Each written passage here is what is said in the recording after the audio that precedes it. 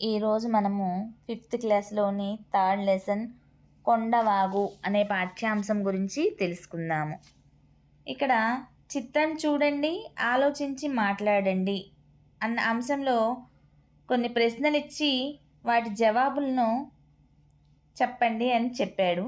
So ఫస్ట్ది, పై బొమ్మలో మీకు ఏమేం కనిపిస్తున్నాయి? పైన ఇచ్చినటువంటి ఆ పిక్చర్లో ఏమేం కనబడుతున్నాయో ప్రశ్న ద్వారా మనల్ని అడుగుతున్నారనమాట.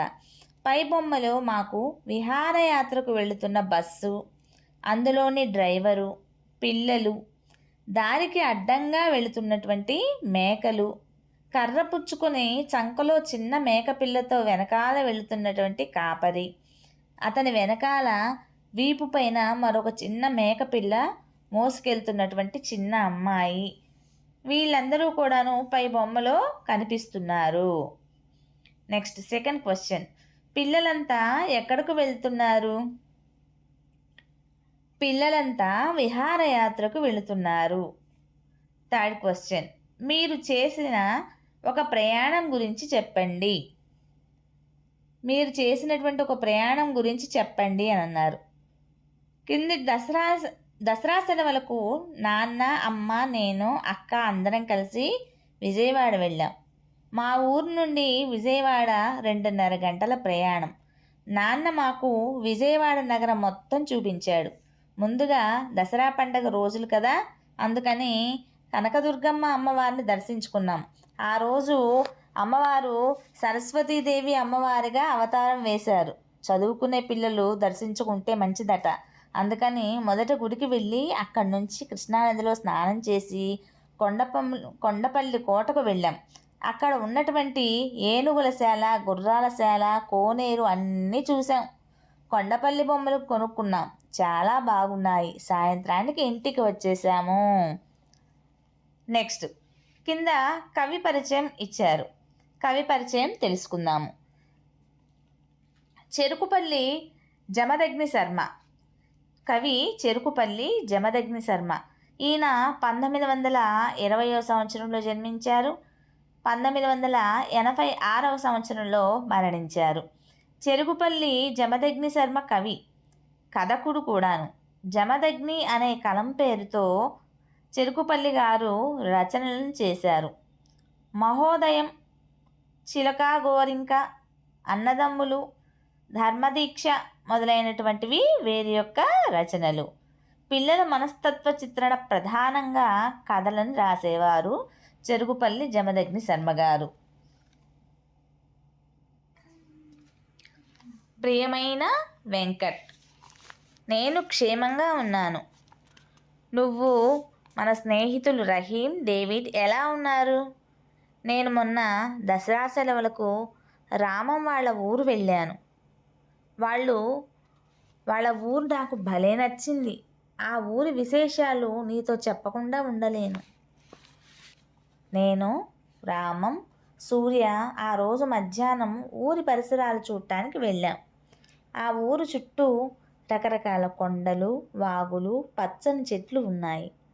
ఆ ఊరికి ఆనుకొని ఒక ఊటవాగు కూడా పారుతూ ఉంది.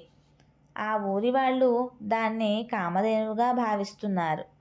దాని వెంబడి కొంత దూరం ఇసుక మేట వేసి లంకగా ఏర్పడింది. చుట్టూరా బిలబిలమంటూ నీళ్లు పారుతూ ఉంటే అక్కడ కాసేపు ఆనందంగా కూర్చున్నాం. అక్కడ కూర్చున్నంతసేపు ఆ వాగు ఎక్కడ పుట్టింది, ఎక్కడికి ఎలా వెళ్ళడం, అక్కడికి ఎలా వెళ్ళటం అనే ఆలోచనలు కలిగాయి. వెంటనే ఆ వాగు పుట్టిన చోటు ఎంత దూరం అని రామంని అడిగాను. కొంచెం దూరమే, కానీ వెళ్ళవచ్చు అన్నాడు రాము. సరే వెళ్దామని అందరం బయలుదేరాం. అదంతా మిట్టపల్లాల దారి, అంటే ఎత్తుపల్లాలన్నమాట. ఎత్తుపల్లాలుగా ఉన్నాయి దారంతాను. ఆలోచించి నడిచే అలవాటు నాకు అట్లా అని నడిచే అలవాటు నాకు లేదు. అలాంటి చోట నడవాలి అంటే నాకు చాలా భయం అన్నాడు రాము. అలా ఒక అరగంట నడిచాము. అయినా సరే కానీ అక్కడ కొండ మీద నుండి జాలువారుతున్న బోలెడని నీటిపాయలున్నాయి. పైనుంచి జాలువారుతున్నటువంటి బోలెడన్ని నీటిపాయలున్నాయి. అలా ముందుకు వెళ్ళాం. అక్కడ ఆ గుట్టల్లో ఉన్నది ఒక నీటి బుగ్గ. అక్కడి నుండి నీళ్లు బయలుదేరి ఇలా పాయలుగా వస్తున్నాయి.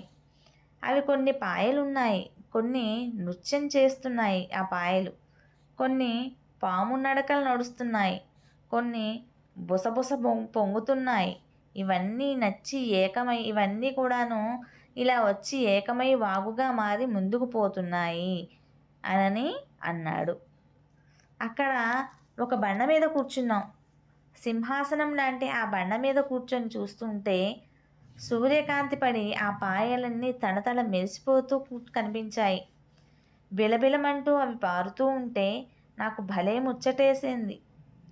ఆ ఉత్సాహంతో ఆ విశాలమైనటువంటి బండ మీద పడి గెంతుతూ మేమే రాజులమంటూ గోల చేశాం.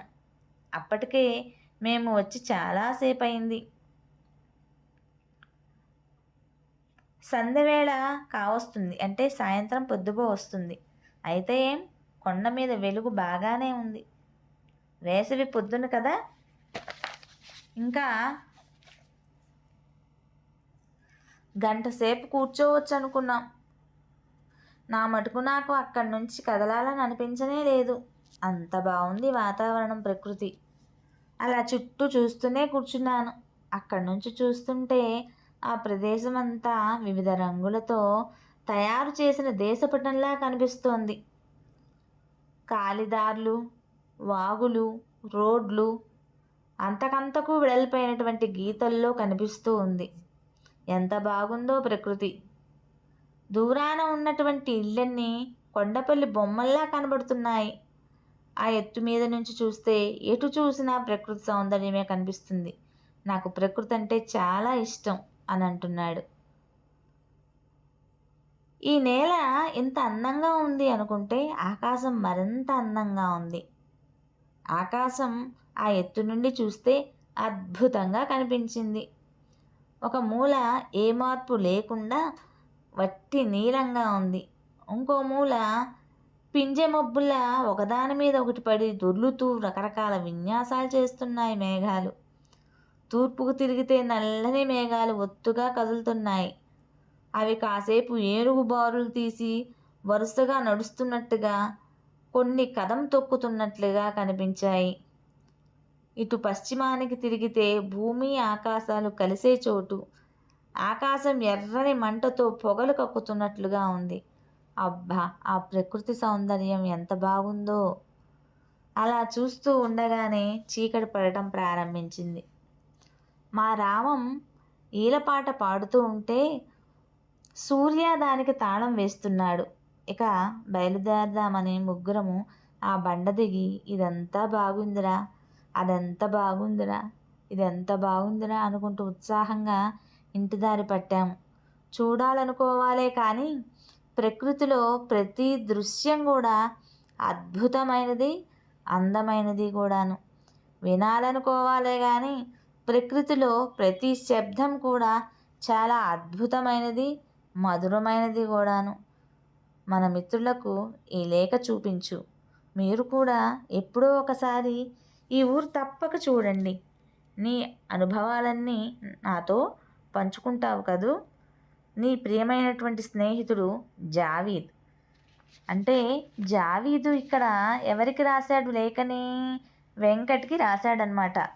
తన ఫ్రెండ్స్తో కలిసి ఆ ఊరిలో ఆ ప్రకృతికి సంబంధించినటువంటి ఏవైతే తన దృశ్యాలను తన కళ్ళతో చూశాడో ఆ ప్రకృతి అందాలన్నిటినీ కూడాను తన స్వయం అనుభవాలతోటి తన మనసులో వచ్చినటువంటి భావాలని తన ఫ్రెండ్ అయినటువంటి వెంకట్కి ఉత్తరం ద్వారా తెలియపరిచాడనమాట.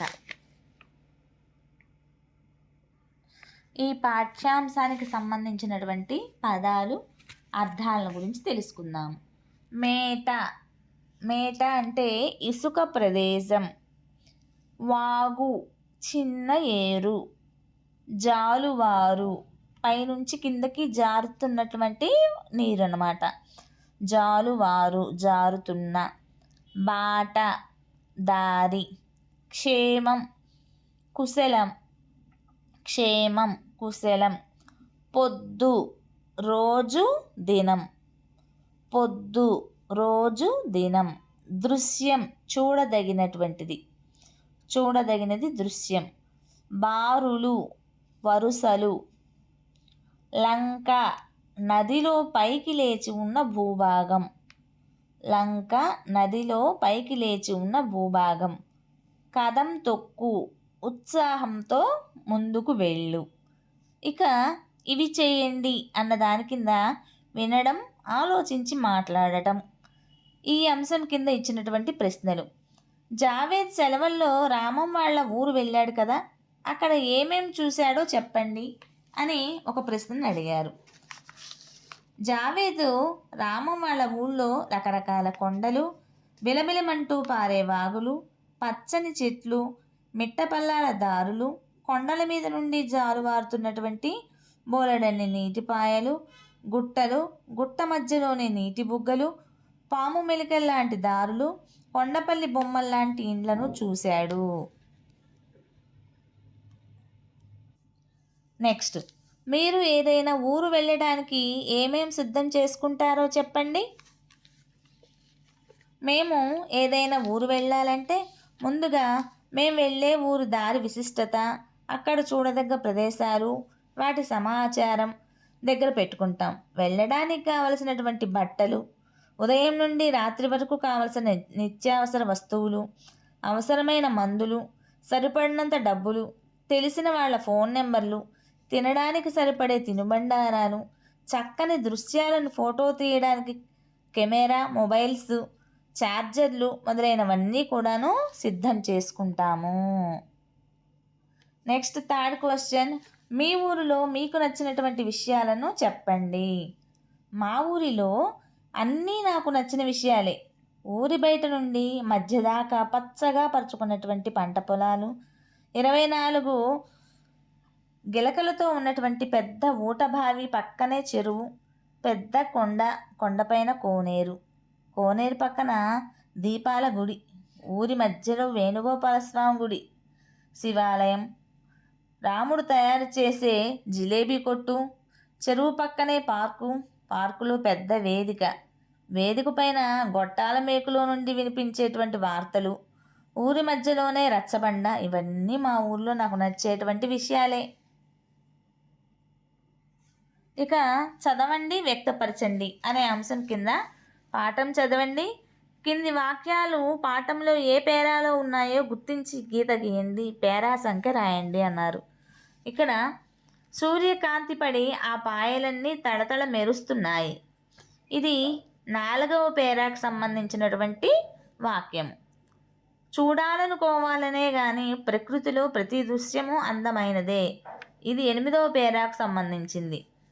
ఆ వాగు పుట్టిన చోటికి ఎలా వెళ్ళడమా అనే ఆలోచన నాకు. ఆ వాగు పుట్టిన చోటికి ఎలా వెళ్ళడమా అనే ఆలోచన నాకు. ఇది 2వ పేరాకు చెందినటువంటిది. మేఘాలు ఏనుగుల్లా బారులు తీసి వరుసగా నడుస్తున్నట్లు ఉంది. ఇది 7వ పేరాకు చెందినటువంటిది. దూరాన ఉన్న ఇళ్ళన్నీ కొండపల్లి బొమ్మల్లా ఉన్నాయి. ఇది 6వ పేరాకు చెందినటువంటివి. నెక్స్ట్, పేరాను చదవండి, ప్రశ్నలకు జవాబులు రాయండి. హెలెన్ కేలర్ మన అందరిలా చూడలేదు, కానీ స్పర్శ ద్వారా గ్రహిస్తుంది. ఆమె ఏమంటుందో ఆమె మాటల్లోనే చూడండి. పోక చెక్కనున్నదనాన్ని, దేవదారు వృక్షాల కరుకుదనాన్ని నా స్పర్శతో గుర్తిస్తాను. పోక చెక్క యొక్క నున్నదనాన్ని, దేవదారు వృక్షం యొక్క కరుకుదనాన్ని నా స్పర్శతో గ్రహిస్తాను. వసంతకాలంలో కొత్త పరిమళాల పూల కోసం అన్వేషిస్తాను. పట్టు వంటి ఆ పూల రెక్కల మృదుత్వాన్ని తాకినప్పుడు, వాటి సువాసనను ఆస్వాదించినప్పుడు చెప్పలేనంత ఆనందం కలుగుతుంది. ఒక చెట్టు కొమ్మకు చేతిని ఆనించగానే ఏదో ఒక పక్షి కుహూ కుహూ శబ్దాలు చెవుల్లో మారుమ్రోగుతాయి. సెలయేటి ప్రవాహంలో చేతిని ఉంచినప్పుడు వేళ సందుల నుండి నీళ్లు ప్రవహించడం నాకు పట్టరాని ఆనందాన్నిస్తుంది అని హెలెన్ కెల్లర్ వివరించారు. ఇప్పుడు వీటిలో ఉన్నటువంటి ప్రశ్నలు. హెలెన్ కెల్లర్ స్పర్శ ద్వారా ఏమేమి గుర్తించేది? హెలెన్ కెల్లర్ స్పర్శ ద్వారా పోకచెక్క నున్నదనాన్ని, దేవదారు వృక్షాల కరుకుదనాన్ని గుర్తించేది. సెకండ్ వన్, హెలెన్ కెల్లర్ పూలను ఎలా వర్ణించింది? హెలెన్ కెల్లర్ పూలను, పూల రెక్కలను, మృదుత్వాన్ని పట్టుతో పోల్చి వర్ణించింది. హెలెన్ కెల్లర్కి ఆనందాన్ని కలిగించినవి ఏవి? హెలెన్ కెల్లర్కి పట్టు వంటి ఆ పూల రెక్కల మృదుత్వాన్ని తాకినప్పుడు, వాటి సువాసనను ఆస్వాదించినప్పుడు, అంతేకాకుండా పక్షి కుహుకుహు శబ్దాలు చెవుల్లో మారుమ్రోగినప్పుడు, సెలయేటి ప్రవాహంలో చేతిని ఉంచినప్పుడు వేళ సందుల్లో నుంచి నీళ్లు ప్రవహించడం ద్వారా హెలెన్ కెల్లర్కు పట్టరాని ఆనందం వస్తుంది అని తన మాటల్లో వివరించింది. నెక్స్ట్, కీర్తన ఫిబ్రవరి 10వ తేదీన తన డైరీలో ఈ విధంగా రాసుకుంది. డైరీ చదవండి, ప్రశ్నలు తయారు చేయండి. ఫిబ్రవరి 10 సోమవారం. ఈరోజు ఉదయం విజయవాడ గుణదల మేరీమాత ఉత్సవాలకు వెళ్ళాం. చర్చి దగ్గర భక్తులతో చాలా రద్దీగా ఉంది. భక్తులందరూ ఉత్సాహంగా కొండపైకి నడిచి వెళ్తున్నారు. మేమందరం కొండపైకి నడిచి వెళ్ళాం. ప్రార్థనలలో పాల్గొన్నాం. మేరీమాతను దర్శించుకున్నాం. కొండపై నుంచి ఊరంతా భలే అందంగా కనిపించింది. అక్కడే ఉన్న బొమ్మల దుకాణంలో బొమ్మలను కొనుక్కున్నాం. పీచు మిఠాయి, మరమరాలు కొనుక్కొని తిన్నాం. తాజా జామకాయలు కొనుక్కున్నాం. సాయంత్రం వేళకి ఆనందంగా ఇంటికి చేరుకున్నాం. సో దీనిలో ఉన్నటువంటి ప్రశ్నలు రాయమని చెప్పారు. డైరీ చదివి ప్రశ్నలను తయారు చేయండి అని ఇచ్చారు. ఇప్పుడు మనం ప్రశ్నలు తయారు చేద్దాం. మేరీమాత ఉత్సవాలు ఎక్కడ జరుగుతున్నాయి? ఫస్ట్ ప్రశ్న. సెకండ్ వన్, కీర్తన మేరీమాత ఉత్సవాలకు ఏ రోజు వెళ్ళింది? Second one. థర్డ్ వన్, ఉత్సవాలలో కీర్తన ఏమేమి కొనుక్కుంది? ఉత్సవాలలో కీర్తన ఏమేమి కొనుక్కుంది?